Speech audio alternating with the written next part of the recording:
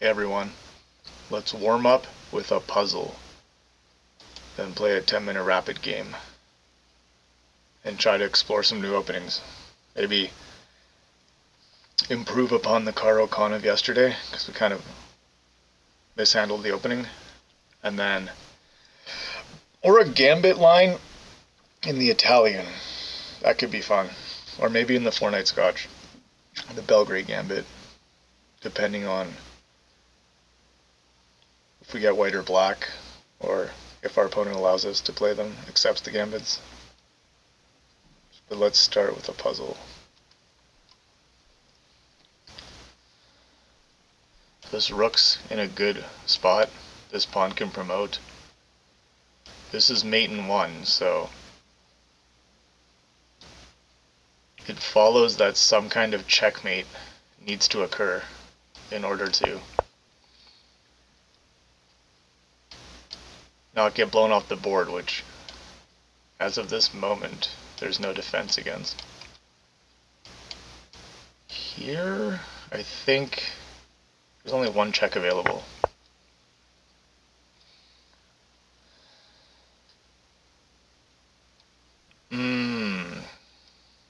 So now,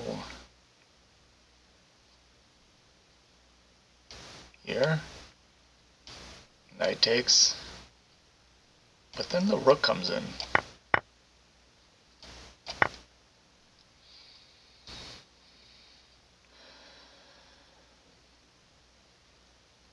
So yeah, part of optimal performance is how I was able to reach 2100 was actually eating a lot of sugar, which there's pros and cons to. Like 150 grams of sugar, yeah, it feels like you're on rocket fuel, but it's supposedly not good long term. I've always moderated my intake. And okay, Scandies, so I did look into this line this morning because I sometimes struggle with it. I think surprisingly bishop f5 I think is the top computer move. I think there's these ideas. Let's start with this move, setting up some kind of tactics. That's why e6 needs to be played immediately. So do I castle or play bishop? I can either play bishop d2 or f4, I'm not sure. Or castle.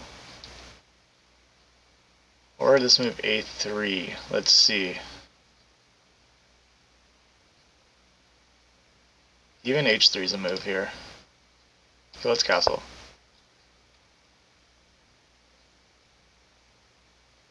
I think this structure behooves a kingside castling. With this pawn already pushed, and the queen being here, you know, there could be a rapid attack.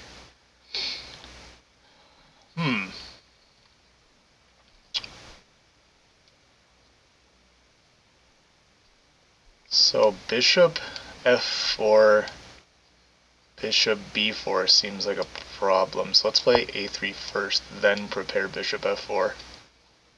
And get kind of an ideal setup with the knights and the bishops on their most active squares. And then go for b4.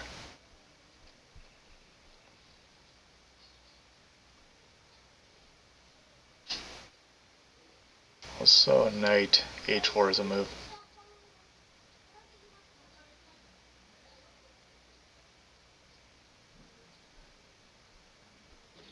But definitely handled this opening well. Both sides are solid.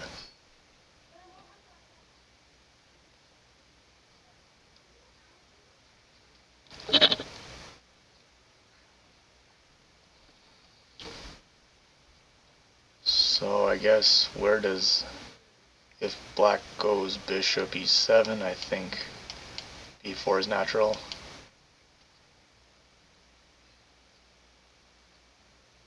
So maybe knight h4 then, bishop g6 takes. That's one idea.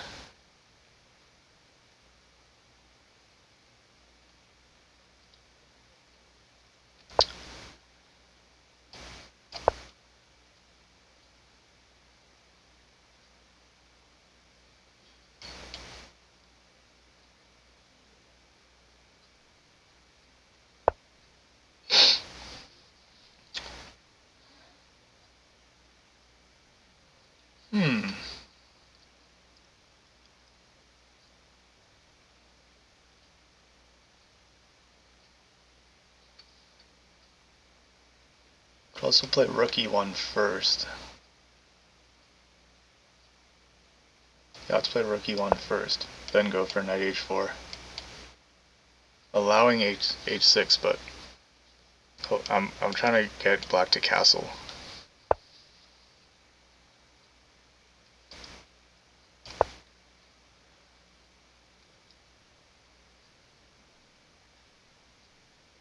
Could also retreat the bishop. Interesting.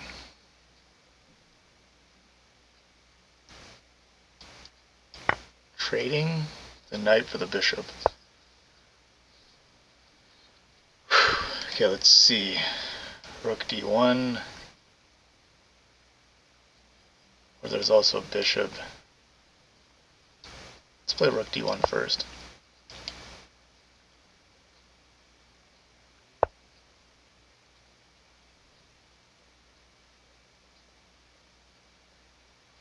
Bishop here or here? Or here.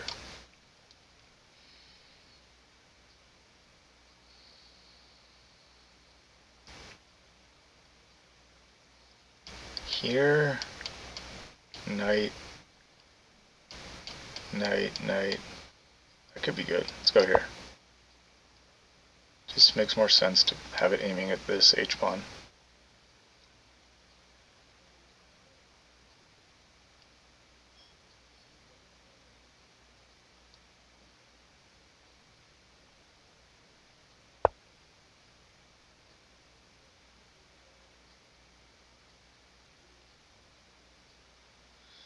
Okay, well, I think first take, then reassess.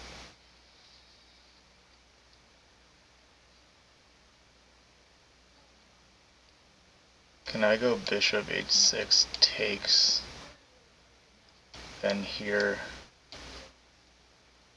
I mean, it looks attractive. What about here? Here, here, here. That also looks good.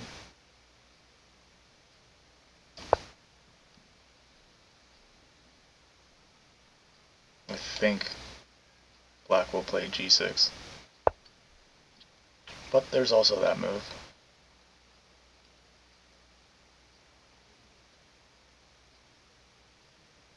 So now I need to kind of engineer a trade.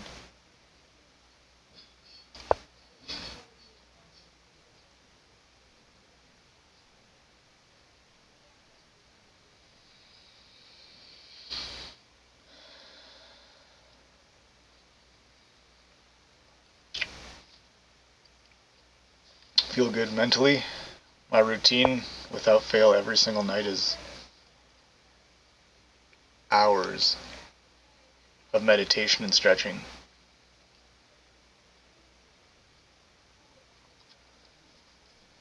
So no screen time, 2 hours before bed.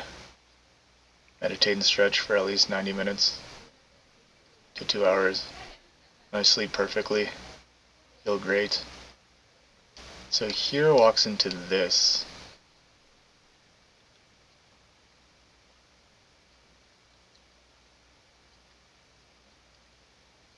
So where else can I put my queen?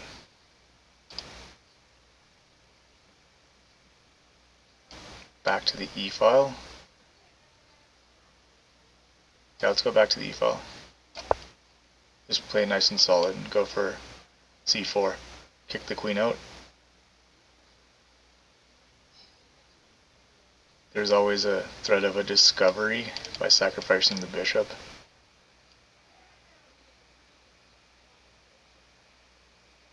And if black defends, we can still try to sacrifice.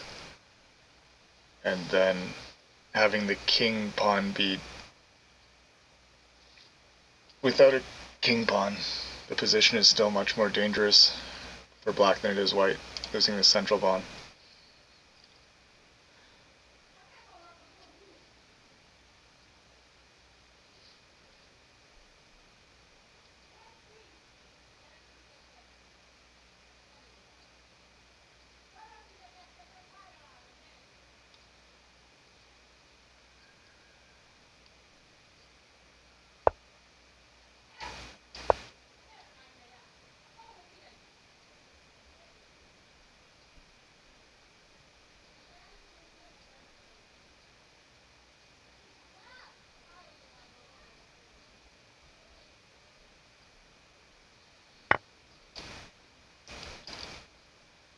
I guess I missed that you can just take the bishop at that line.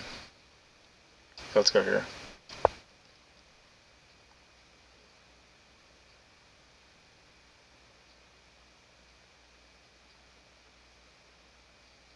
Missing things. What else is new?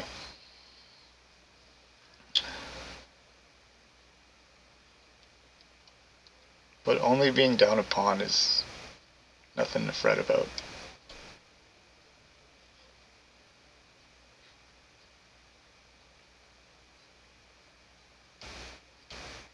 Is he gonna risk going for that?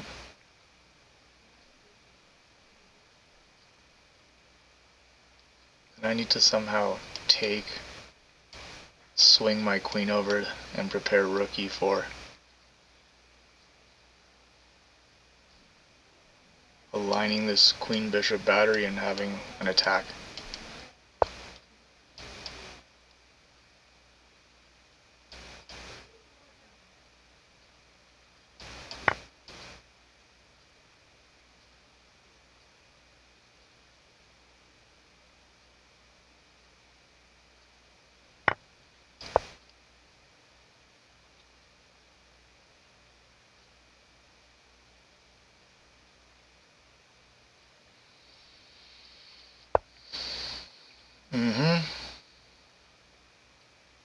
Okay, let's go queen e3 instead, or rook e3 I should say.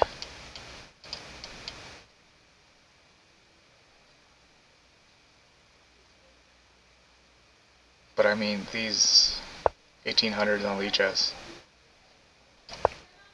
are amazingly strong.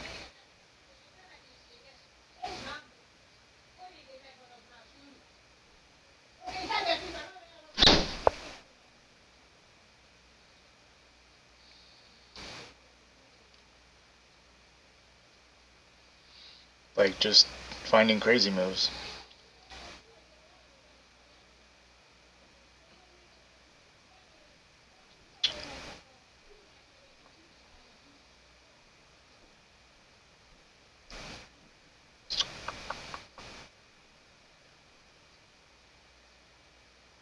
I think it makes more sense to keep my queen near the king side. And keep everything on light squares, because he has a dark squared bishop.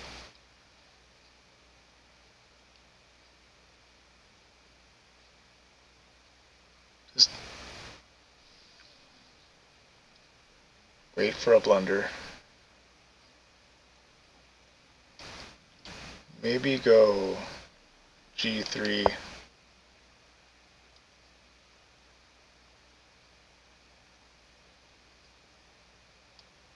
Yeah, this looks good too.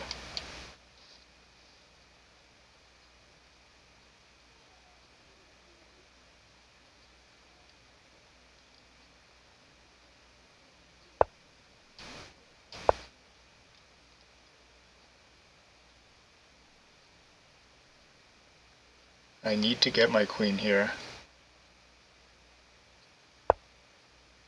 And with this bishop blocking in this pawn, it's kind of annoying to defend against.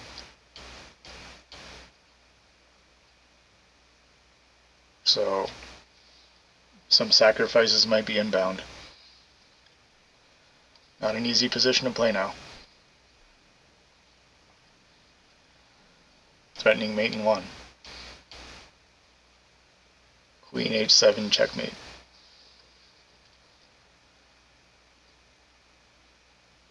And it's fun to just watch the clock slowly dwindle down. So here, I guess queen here. Check.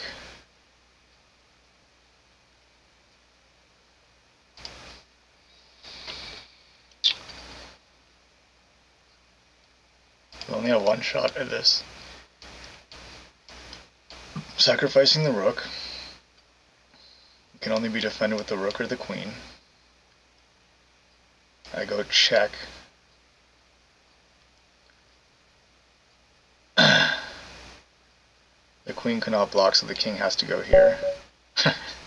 Somehow he resigned. I don't quite understand that. Let's look at the analysis.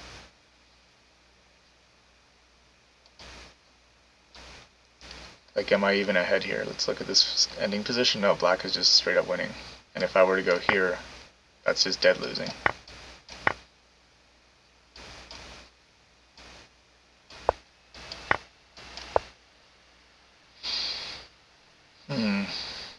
Right? Because here, now the queen can step in. And there's nothing I can do. Very sad stuff. But we get another stroke of good fortune. I want to see where let's go through this game. I mean, that was incredible play.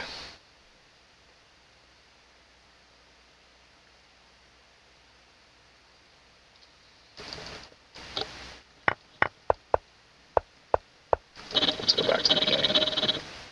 Did I request my 84 versus 87% accuracy? We were winning at one point.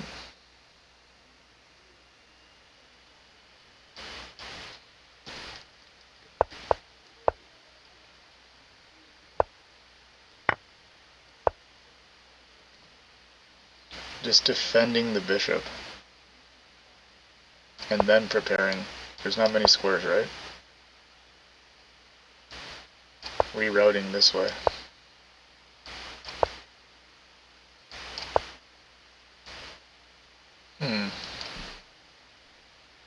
Tough position to play.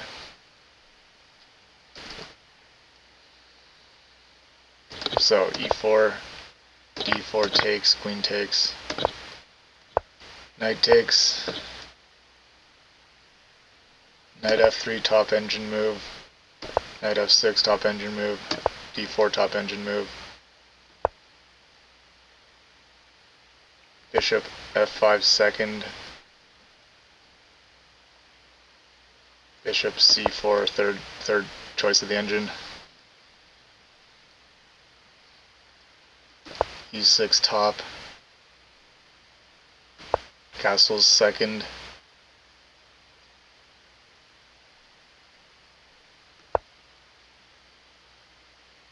c6 third choice,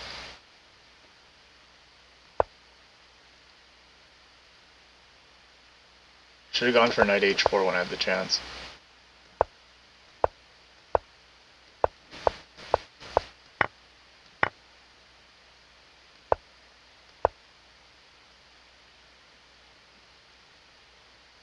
Guess I don't understand bishop f1. Bringing my rook seems very natural. Bishop d3 isn't even any of the top engine choices. Taking is best.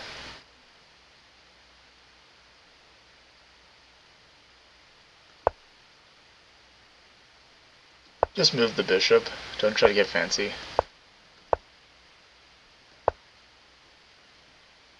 At least queen e2 is the top engine move.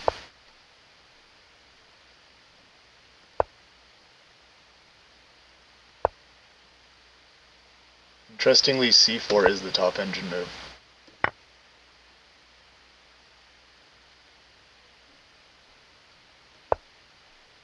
But yeah, this was not the way to go. Trading my bishop for his knight. Unexcusable. Anyways, how much? What do we have for ELO now? I think we gained like 50.